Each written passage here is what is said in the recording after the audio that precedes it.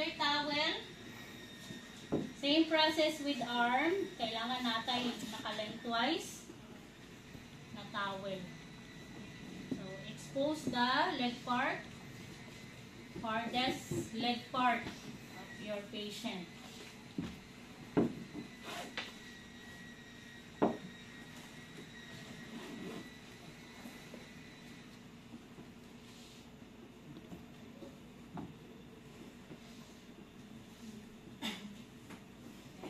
Washcloth with soap.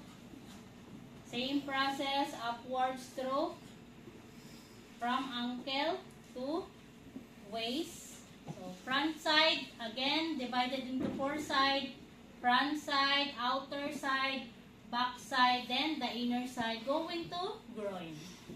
So front side going up, then outer side going up, back side going to buttocks, then inner side going to groin. Then rinse.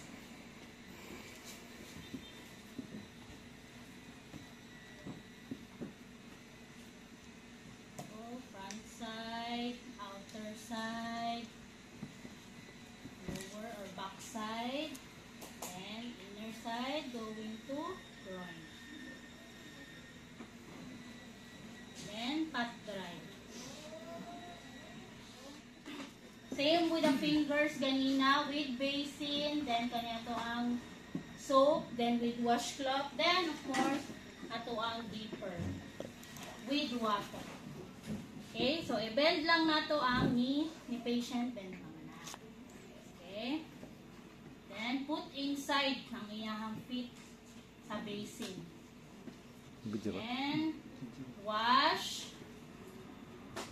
then soap with, kaning washcloth with soap, then in between, so wrap the index finger in between toes, then ang sole part, then ang pedal part, then ang heel, then ang ankle. Then rinse, no? Yan. Rinse, rinse, rinse. After rinsing, remove na to ang ato ang basing. Then, pat dry. Pat it dry, in particular sa mga in-between toes. Then, remove towel.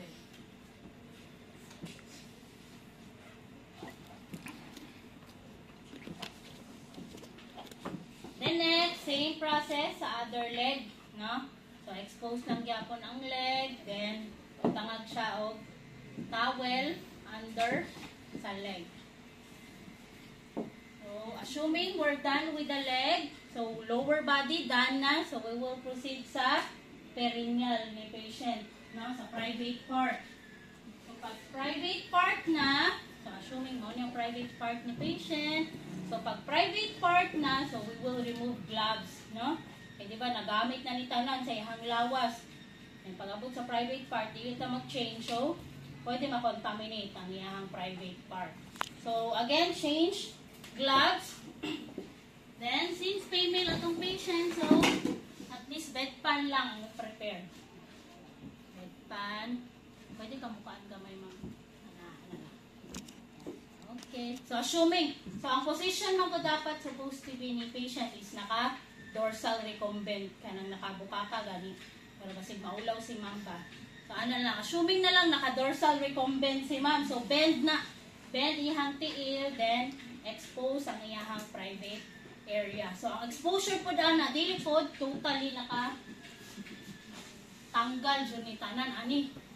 No? Ana. So, ang exposure ana niya, so since bended ang iyahang knee, so ang iyahang undrape or kaning open part, dili rapod na ana lang. No? So, ano lang nato. Ha? Ana, bilang kan. Ana, so nakaingana si ma'am bilang kan. Okay? So, ang iyahang towel, dili ra na kuto. Dili dyan na pag maulawan si patient. Or nakaani? Nakaya mo na ana siya. Then ang cleaning, ana na lang. Okay? So, okay ka ana ng position? Nakapanis na kayo. Naon lang natin. So, assuming mo niya ang private area. So, dili niyo makita din na, no? Yes, ma'am. Huwag na lang. So, ani na lang. O, sige, ayaw na lang, anak, ma'am. Tuyok Stay na in ang motivation. bed. I-adjust natin yung mga private area. Utang na sa So, assuming na lang, no? Nasa sa side. So, cleaning. Mostly, manggod, pag nasa sa home care facility, dili naman naga-perennial care. Ang perennial care lang manggod mostly applicable sa OB. Kanang mga anak nga ninyo ang patient, no? Kanang before and after delivery, kailangan dyan na siya i-clean ang private area ni mama. So again, bedpan, then we have, butang na lang na ako ni sa near part. Bedpan, gapon jar, kidney basin. Saan na itong kidney basin? Ano pa? Hello. Ayan. So, ang needed na to pag mag-perennial care ta, of course, we have bedpan, jar of cotton balls, then pick up forceps na nasa sulod.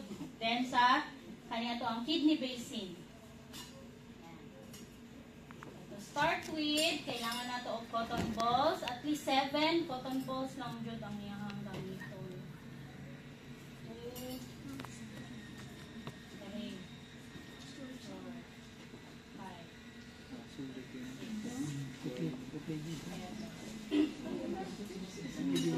Seven cotton balls. So, ang principle na to in cleaning private part is gikan jud ka sa sulod padulong sa gawas. So, inner to outer technique to prevent contamination. So, wala tayong Then, picture with warm, sterile water. Okay? So, to start with, kailangan mag-initial siya tawag flushing, no? Para ma-remove tong mga dirt or unsa man tong discharges na naa sa to ang female patient. So, flush it with sterile warm water. Then, start cleaning. Reset ko kay kuan ko. Dili ko, okay ra? So, number 1, cotton ball. So, ito ang cotton ball with solution na siya, antiseptic solution. No, it can be katong ato ang betadine, no, antiseptic man na nato ng betadine. Then pwede po ka ng plain normal saline solution kanang IV gani fluid kana siya for washing or cleaning private part. So again, number 1, cotton balls. So inner to outer man, so gikan ka sa sulod maglimpyo pa dulong sa gawa sa iyang legs, no? So number 1, cotton balls. So from pubic area or moons, pubis, zigzag to clitoris. So diha lang po to na moons pubis down to clitoris. Then pag ma-reach na si clitoris, straight na siya going to anus. Then drop. Then number 2, cotton ball. So ma-create tag number 7 figure. So from moons pubis down to left side of labia minora. So ang vagina manggod or ang private part is divided into 2. We have left side, then we have right side. Okay? So, from moons pubis down to left side, labia majora or the inner lip down to anus. Then drop. Then, number 3, other side of the inner lip, right side inner lip. So, from moons pubis down to right side inner lip or right labia minora down to anus. Then drop. Then number 4, so since we're done with minora or the inner lip, so outer lip na punta. So from moons pubis down to left side outer lip or labia majora down to anus. Then number 5, other side or right side outer lip. So from moons pubis down to right side labia majora or outer lip down to anus.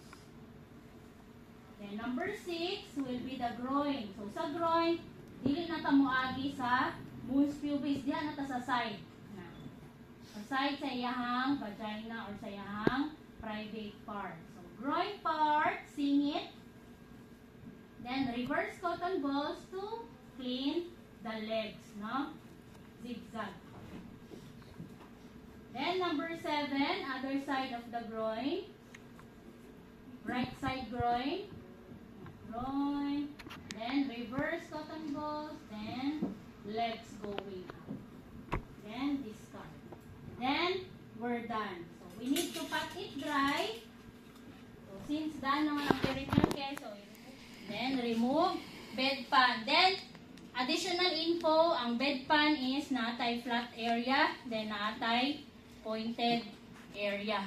So dapat ang mag-contact or magpatong si patient, ang iyang buttocks dapat nasa flat area, dili sa pointed area. Dili ingon ani paghatag kay patient, pagsuksok, pag-insert. No? Dapat ingon ani. Ang buttocks dapat ni patient naa diri sa flat area, kay kung kani sakit na gani na naay bedpan, mas samot ka sakit kay dahil sa iyahang pointed area. No? So dapat flat area. So ano dapat ang position sa to ang bedpan? Okay? So remove bedpan, then pat dry. Okay, pat dry na to ang back ni patient. No? Okay, usually ang water, ang excess water is naman dun na sa iyahang backside. Okay? So, turn hapon. Then, pat dry. Okay? So, we're done with ito ang batting, no? So, sige, balik naman. So, last na si perineal, no? So, we're done with legs, perineal, upper body, then the face. Then, this time, we will change the clothes or sininaan na nato si patient.